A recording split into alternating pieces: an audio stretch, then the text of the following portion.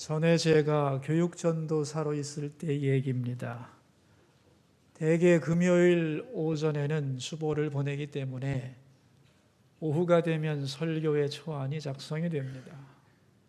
토요일 날 몇 번의 수정을 거쳐서 주일 날 말씀을 전하게 되는데, 그날은 금요일 오후가 되어도 설교가 생각이 나지를 않았습니다.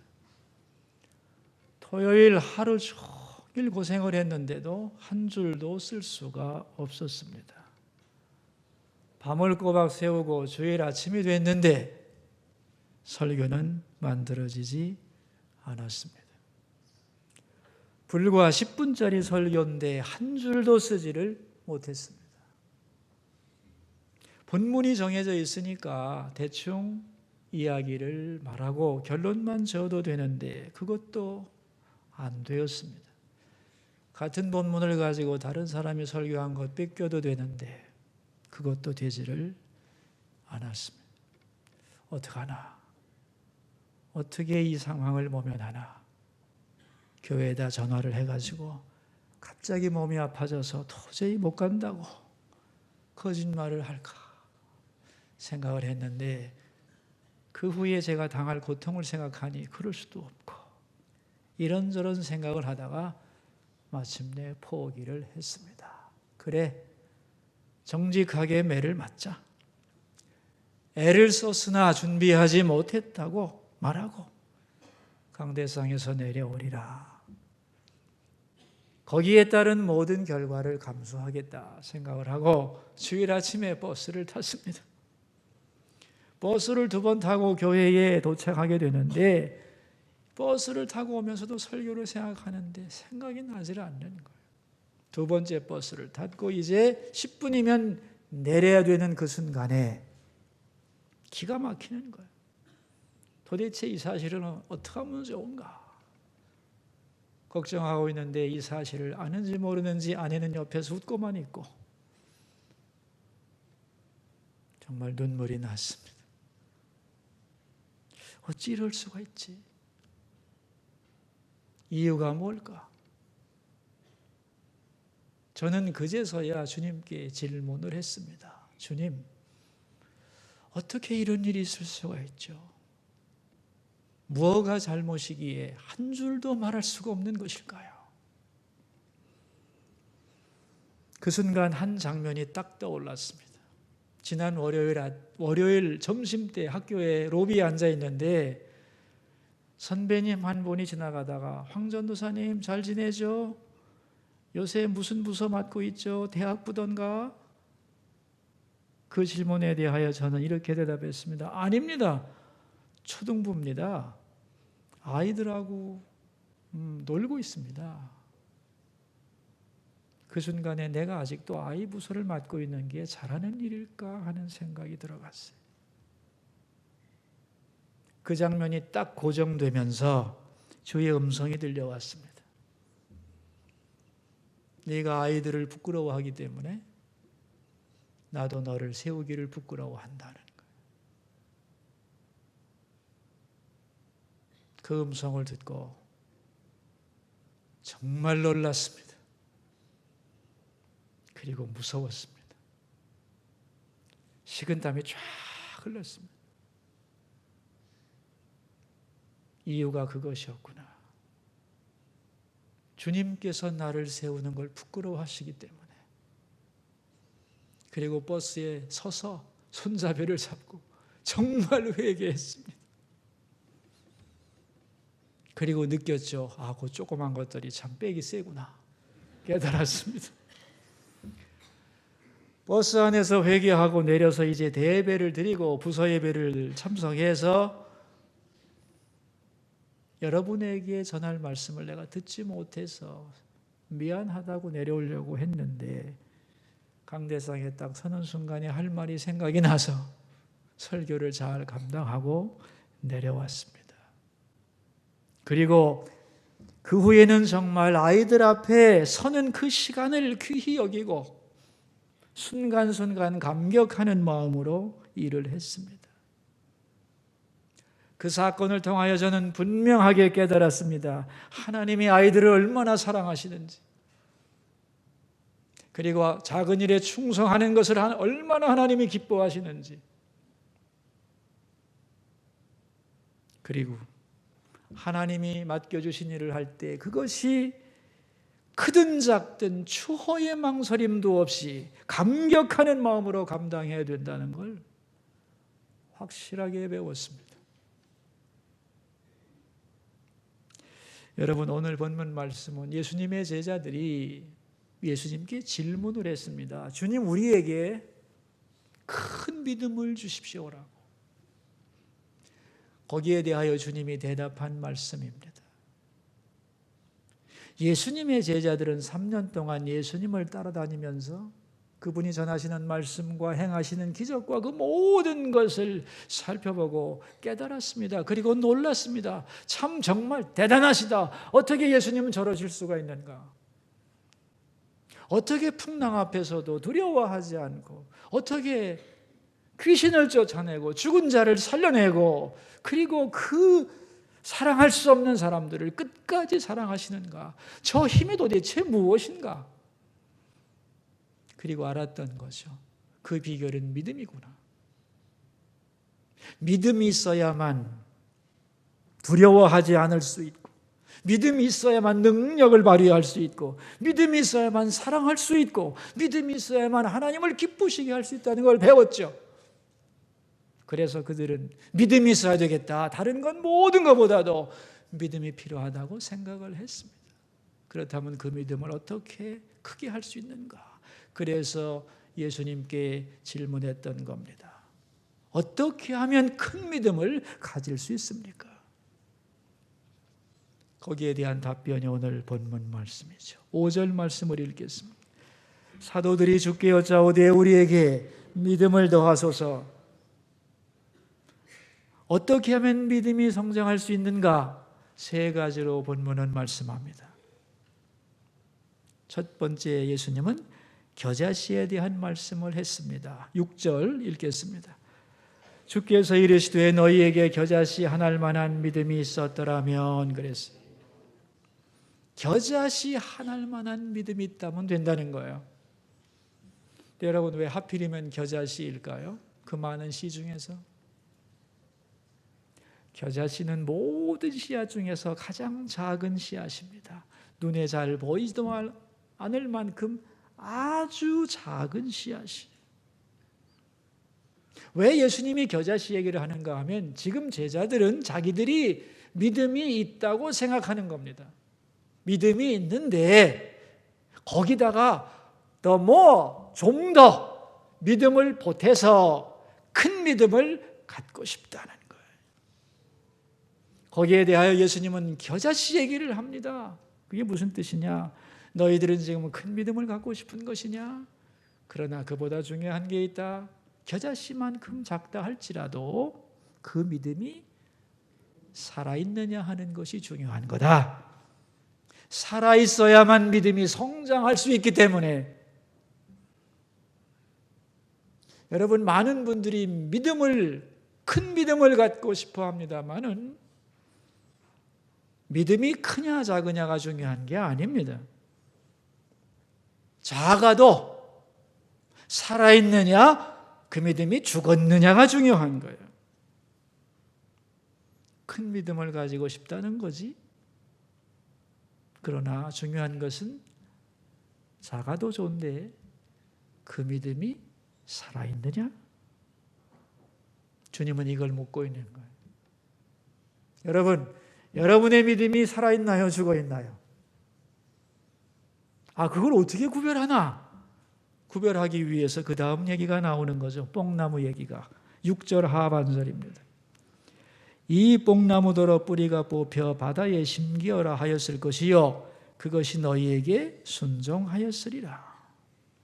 뽕나무가 뽑혀서 바다에 심겨져라, 그렇게 말할 수 있다. 그리고 그렇게 말한다면 그런 역사가 일어날 거다, 그런 말이에요.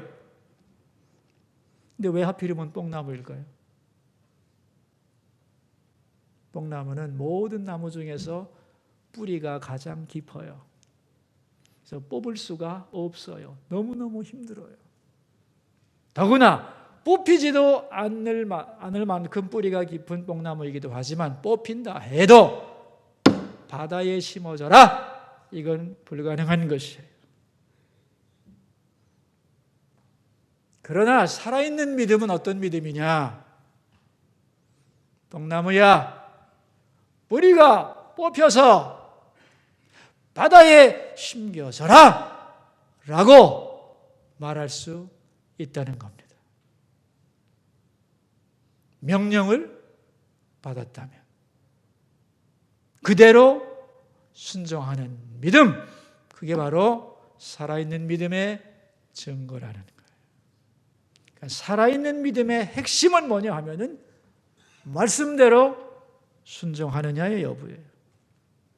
주님은 큰 믿음, 작은 믿음을 중요하시하게 생각하지 않고 작더라도 살아있느냐. 살아있는 것의 특징은 순종하는데 너희들은 그 순종하는 믿음을 가지고 있는 것이냐고 묻는 것이에요. 여러분, 우리가 순종이라는 말을 얼마나 잘해요, 그죠? 근데 우리의 순종이라고 하는 것은 대개는 가능성 안에서의 순종을 의미해요. 내 상식, 내 판단, 내 능력의 범위 안에 있을 때는 오케이, 좋습니다, 하겠습니다. 그러나 내 상식과 능력과 내 한계를 벗어나면 안 됩니다. 될 걸 되라고 해야지요. 불가능합니다. 하면서 불순종을 합리화시킨다는 거예요. 그러나 살아있는 믿음이라고 하는 것은 내 믿음과 판단과 한계를 넘어서는 거라는 것입니다. 그러니까 여러분, 살아있는 믿음이란 순종하는 믿음이고, 그렇게 순종하는 믿음을 가졌다면 역사가 일어날 것이고, 그 믿음은 날마다 자라간다는 거예요.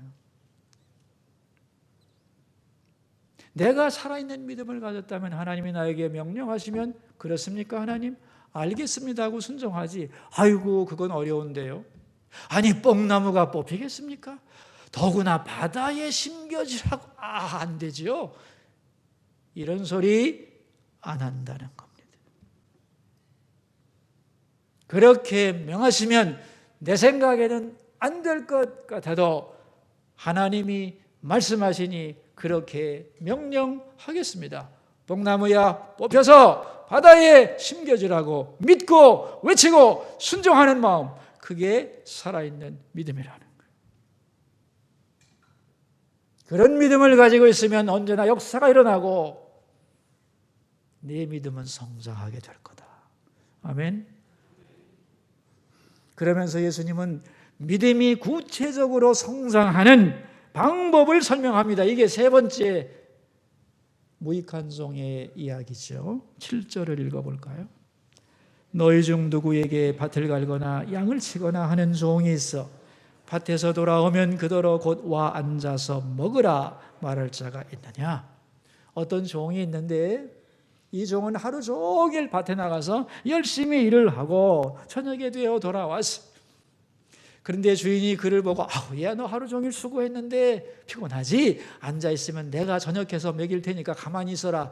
어느 주인이 그러냐는 거죠. 그런 주인은 없다는 거예요. 오히려 주인이 뭐라고 하느냐? 8절이죠. 읽습니다. 도리어 그대로 내 먹을 것을 준비하고 띠를 띠고 내가 먹고 마시는 동안에 수중 들고 너는 그 후에 먹고 마시라 하지 않게.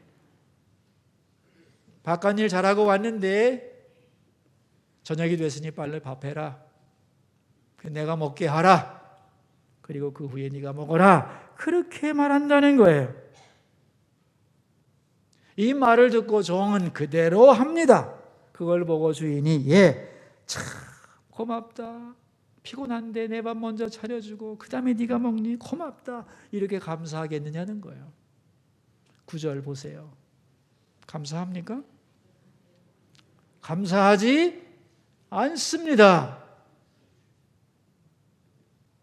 오히려 주인이 너 애썼다 그러면은 제대로 된 종이라면 어떻게 대답하느냐? 그게 10절 결론이에요. 읽습니다. 우리는 무익한 종이라 우리가 하여야 할 일을 한 것뿐이라 할지니라. 애썼다? 그러면은 아닙니다, 주인님. 저는 무익한 종입니다. 써주셔서 감사할 뿐이죠. 할 일을 했을 뿐입니다. 이렇게 대답한다는 것입니다. 여러분, 주님이 이 얘기를 통해서 우리에게 하시고 싶은 말이 뭘까요? 너희들 정말 믿음이 성장하고 싶니? 그렇다면 너 자신이 종이라는 사실을 확실히 깨달으라는 거예요. 종의 자의식을 분명히 세우라는 거예요.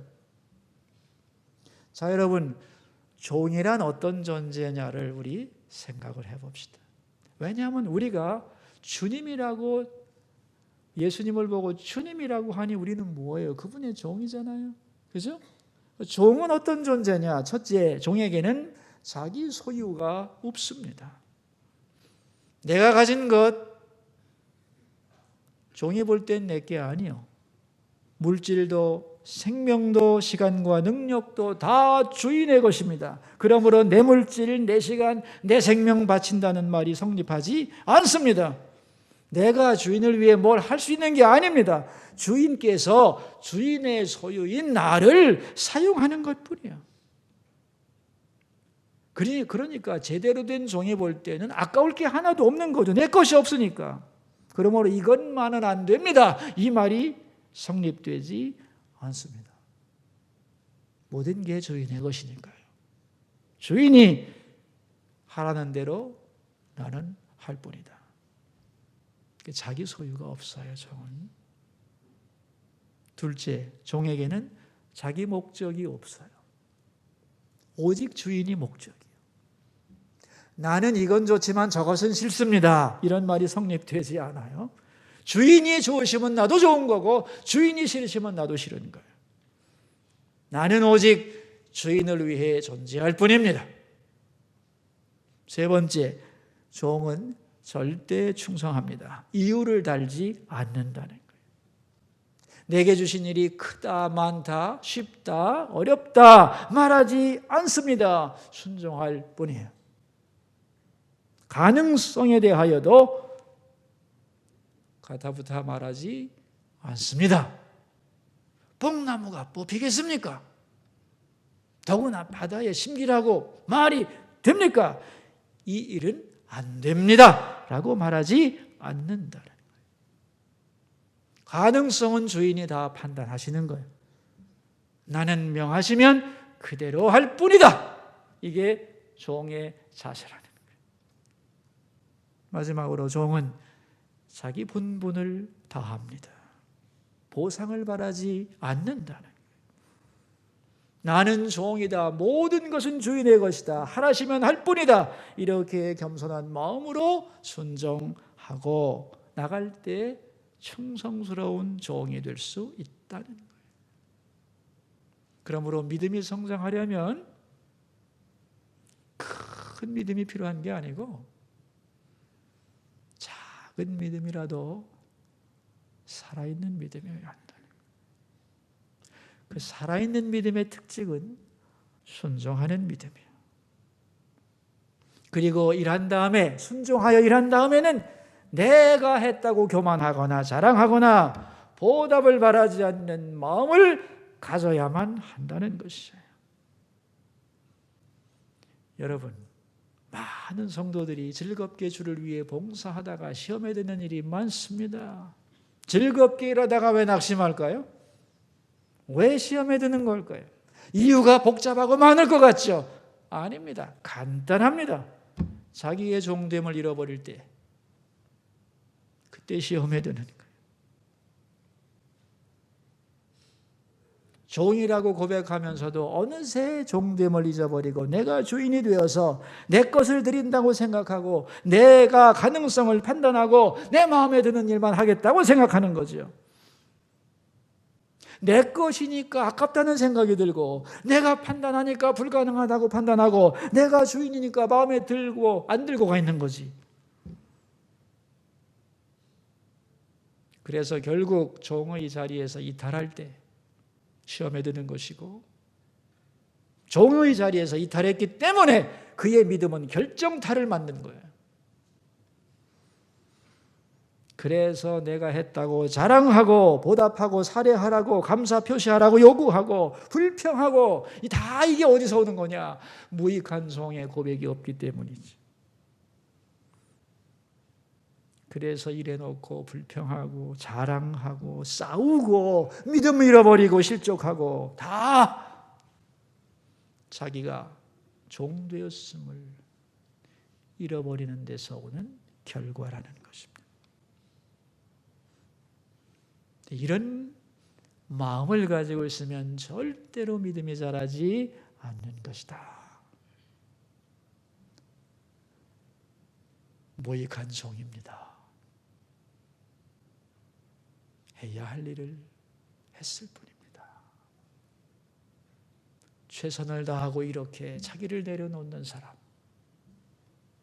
자기의 수고에 대하여 마음의 장부에 기억하지 않고 주님께 다 맡기는 사람, 그 사람이 신실한 일꾼이고 참 믿음의 사람이며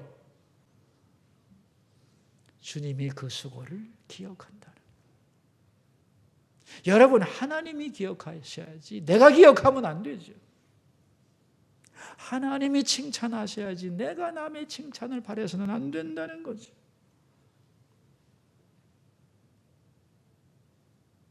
해야 할 일을 했을 뿐입니다. 이렇게 겸손하게 결과를 주님께 맡길 때 주님이 주시는 위로가 있고, 주님이 주시는 기쁨이 있고, 주님이 주시는 면류관이 있는 거지. 그래서 오늘 본문은 일하는 사람들이 반드시 기억해야 되는 아주 중요한 본문이 되는 것입니다. 여러분, 우리가 하나님의 일을 할 때 어떤 자세를 해야 되느냐 하면은, 주인이신 하나님이 이 일을 나에게 맡기셨다는 고백을 가지고 해야 됩니다. 제 선배 목사님이 저한테 이런 얘기를 해줬는데요.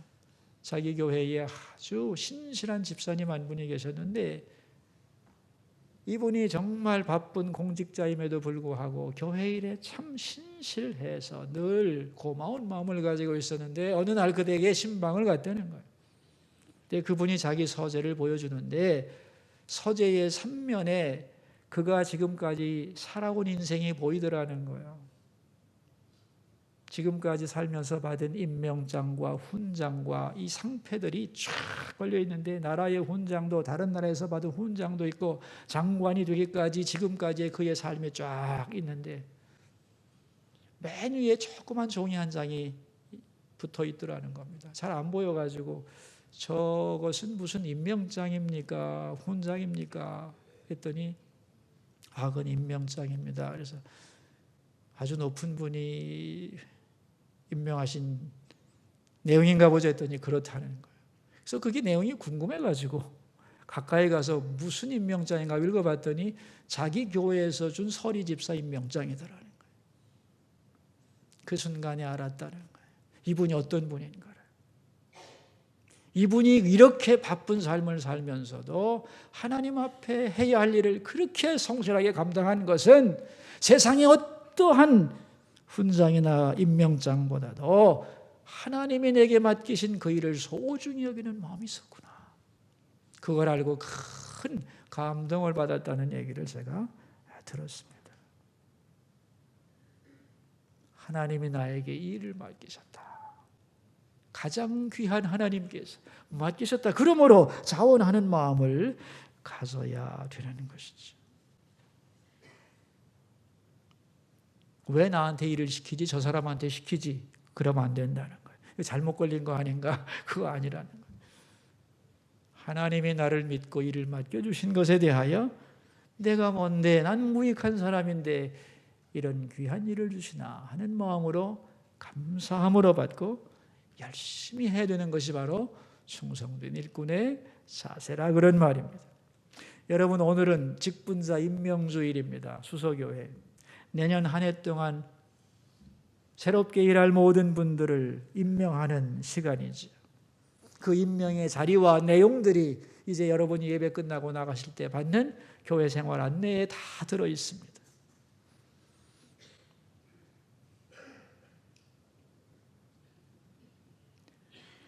새롭게 자리가 바꿔진 사람에게만 임명장을 주시는 게 아닙니다. 작년의 일을 똑같이 하는 사람도 올해 했던 일을 격려하고 내년에 새 마음 가지고 하나님 앞에서 하라고 주시는 임명장임을 알아야 합니다. 재직들에게만 주는 게 아닙니다. 목사님들에게도 주는 것이고 장로님들에게도 주시는 거고 집사님, 권사님에게 다 주시는 거예요. 구역장에게도 주시는 것이고 구역원들에게도 내가 이 구역 안에서 어떻게 살아가야 할 것인가를 주께서 새롭게 결정해 주시는 것인 줄로 알고 여기에 기록된 우리 모두는 다 하나님이 내게 새로운 사명을 주셨다는 것을 믿고 받아들여야 할 줄로 압니다. 저는 말이죠, 매년 이런 일을 하면서 저 자신은 조금 예외라고 생각을 했었어요. 먼저 임명하기 전에 저는 목사님들, 전도사님들에게 보고를 받습니다. 그리고 자료를 조사하고 그 다음에는 기도하고 그 다음에는 당회원들하고 논의하고 숙고를 거쳐서 임명을 합니다. 그렇게 해왔고 그러면 된다고 생각을 했어요. 어젯밤에 그 책자를 받고 쭉 읽고 있는데 마음속에 이런 질문이 들려왔어요. 너도 올 한 해 사역을 평가해 봐야지.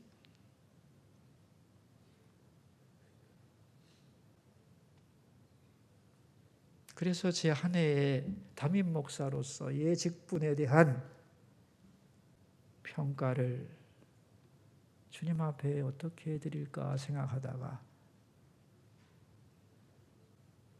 나름 한 해 최선을 다했습니다. 그랬어요.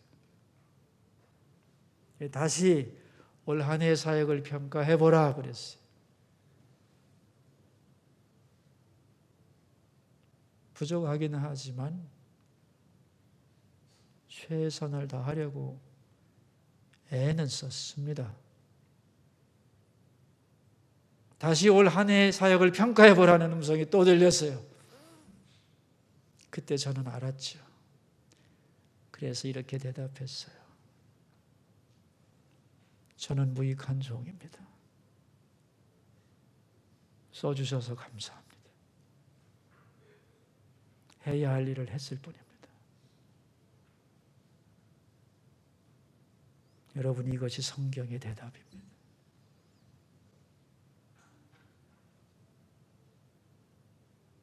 내년 한 해 다시 믿고 맡겨준다면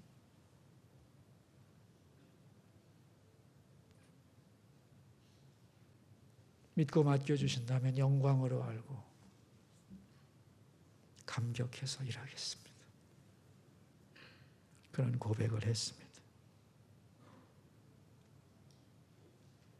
수서교회 직분자 여러분, 2017년 한 해 동안 여러분은 수고 많이 하셨는데요. 주님께서 여러분에게 한 해 사역을 평가해보라고 하시면 여러분은 뭐라고 대답하시겠나요? 상처 많이 받았습니다. 참 힘들더만요. 왜 나에게 일을 시키셨어요? 그래야 되겠습니까, 여러분? 자, 여러분이 대답하세요, 이제. 오늘 본문에서 다 가르쳐 줬어요. 한 해 너의 사역을 평가하라. 대답하세요.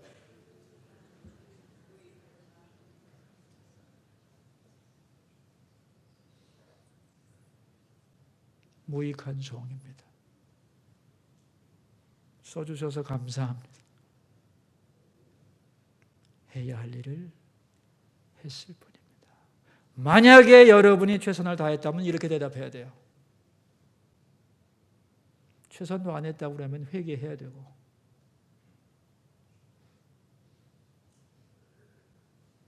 내년에 한 번 더 기회를 준다면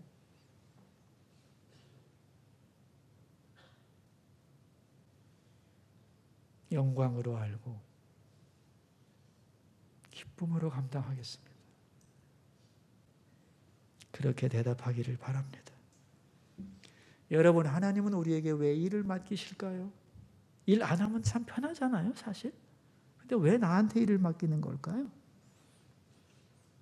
일을 맡기는 이유가 뭐냐? 오늘 본문에 대답이 나오죠. 제자들이 지금 뭘 질문한 거죠? 어떻게 하면 큰 믿음을 갖느냐는 거 아니에요. 바로 거기에 대한 대답이 일입니다. 다시 말하면 하나님이 나에게 일 맡겨주는 이유는 뭐냐면 내 믿음이 성장하라는 거예요. 뒤집어 말하면 일하지 않는다면 믿음이 성장되지를 않는다는 거예요. 놀고 먹으면 좋을 것 같지만 아닙니다, 여러분. 믿음이 성장하지 않고 소속감도 없어지고 영적으로 늘어지고 개인을 위해 절대로 좋은 게 아닙니다. 그래서 하나님은 우리에게 일할 기회 주는 거예요. 사람이 없어서 여러분을 시키는 게 아닙니다. 하나님께는 사람 많고요. 하나님이 직접 하셔도 됩니다. 아주 나이스하게 하십니다. 나 같은 사람 불러가지고 설득해서 가르쳐서 달래서 그렇게 해서 하나님이 뭘 얻겠다는 걸까요, 여러분?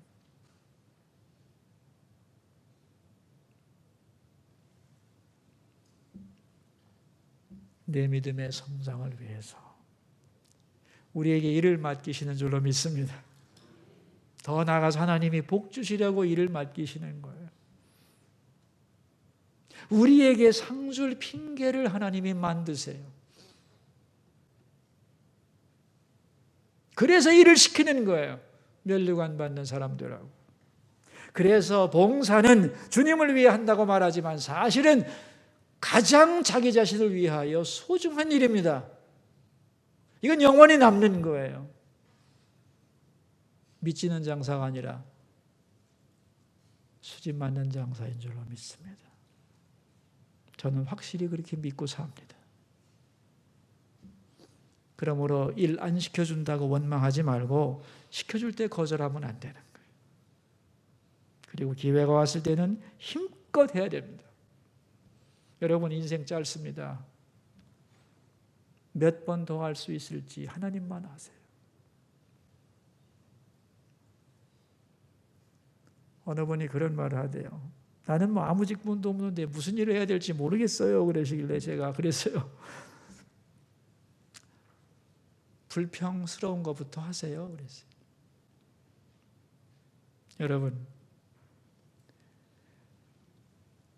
내 직분이 주어지고 어떤 사역이 주어져서 하는 일도 해야 되지만은 성도로서 기본적으로 교회를 위해 해야 될 일은 그것을 넘어서는 거예요.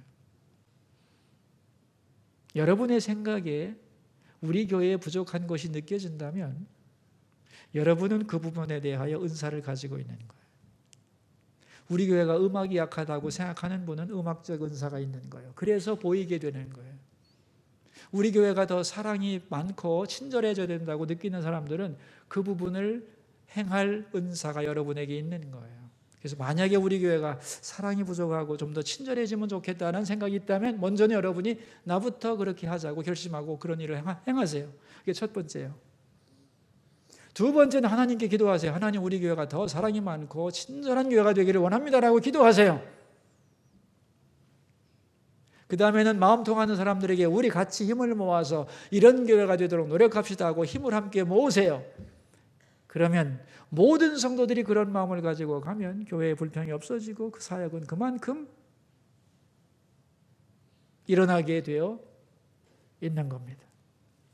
그런 은사를 묻어두지 말고 사역을 통해서 발휘할 수 있기를 바랍니다. 일하지 않고 입으로만 불평하면 안 되는 것이죠. 여러분 혹시 기억하시는지 모르겠어요. 우리 작년인가 선한 창조를 가지고 구역 공부했잖아요. 그죠? 선한 창조 1권 끝에 보면은 섬김의 방법이 나와요. 섬기는 방법의 1번이 뭐냐면 hospitality입니다. 환대하는 거예요. 다른 사람을 반갑게 맞아주는 것이 섬김의 시작입니다. 그래서 내가 여기서 환영받고 있다고 느끼게 해주는 것이 섬김의 시작이라고요. 두 번째가 뭐냐면은 상대방의 말을 잘 들어주는 거예요. 그리고 아 그렇군요라고 인정해 주는 것이 섬김의 두 번째 방법이라고 나와 있어요. 내가 가족들을 섬기겠다 했을 때 맨 먼저 할 일이 뭐겠어요? 그러면은 예? 밖에 나갔다 들어오는 가족들을 반갑게 맞아주고 이제 오니 어서 오세요라고 환하게 맞아주는 것이 섬김의 시작입니다. 그 다음에는 상대방이 하는 말을 잘 들어주는 거예요. 성도로서 해야 할 일이 없는 게 아닙니다. 주어진 일도 많지만 기본적으로 할 일도 우리에게는 참으로 많은 것이. 저는 올 한 해 동안 수고한 모든 분들이 하나님 앞에 상 받기를 바랍니다. 하나님이 애썼다 하실 때 본문처럼 대답하기를 바라요.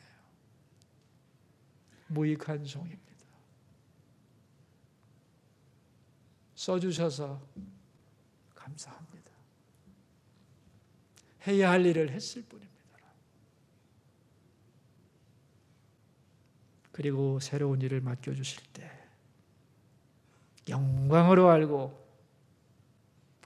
감사하며 일할게요 주님. 그런 마음으로 웃으면서 일할 수 있기를 바랍니다. 그럴 때 우리의 사역은 열매를 맺고 우리는 큰 믿음으로 성장하게 될 줄로 믿습니다. 기도하겠습니다. 우리 세 가지 기도 제목을 가지고 주님 앞으로 나가겠습니다. 첫 번째 기도 제목입니다. 올 한 해 수고한 분들을 축복하겠습니다.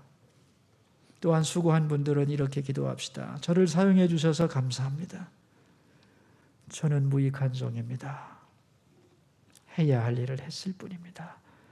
주님, 제가 잘못한 거 있으면 용서해 주십시오. 기도하겠습니다.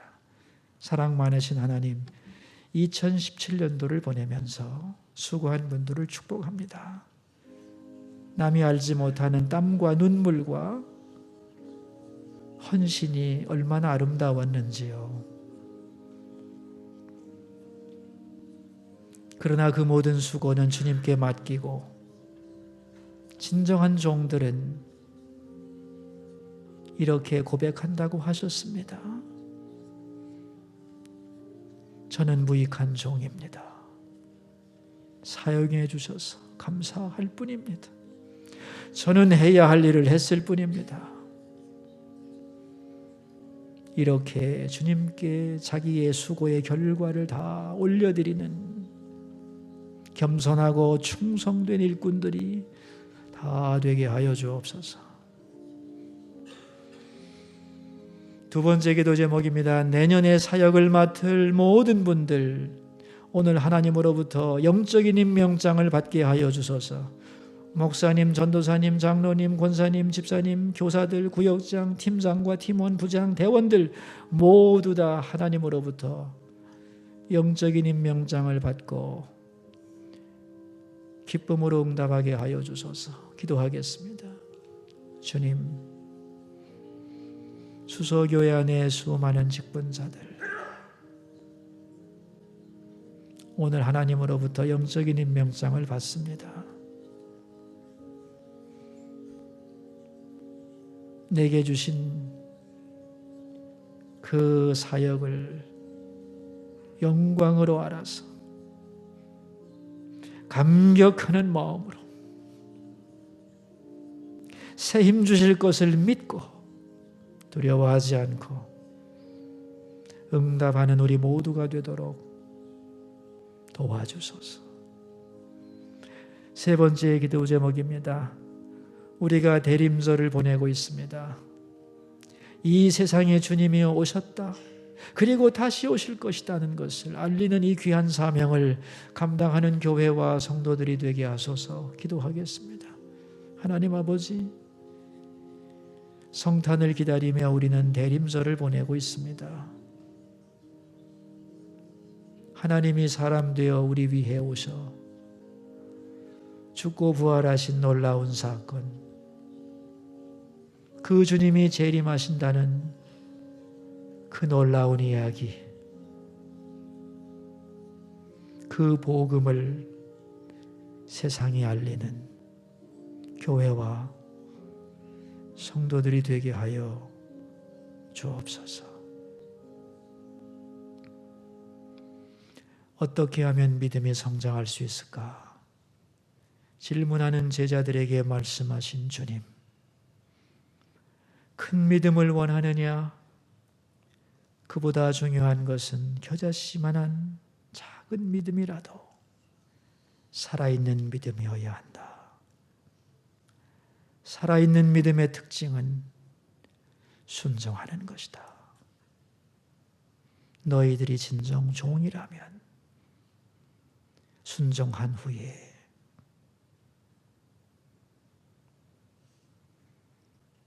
우리는 무익한 종입니다. 해야 할 일을 했을 뿐입니다. 이렇게 정리할 수 있어야 된다. 말씀하신 주님. 우리도 이런 일꾼 되기를 기도합니다. 또한 일을 맡겨주실 때 영광으로 알고 감격함으로 감당하는 우리 모두가 되게 하여 주옵소서. 존귀하신 예수님 이름으로 기도하옵나이다.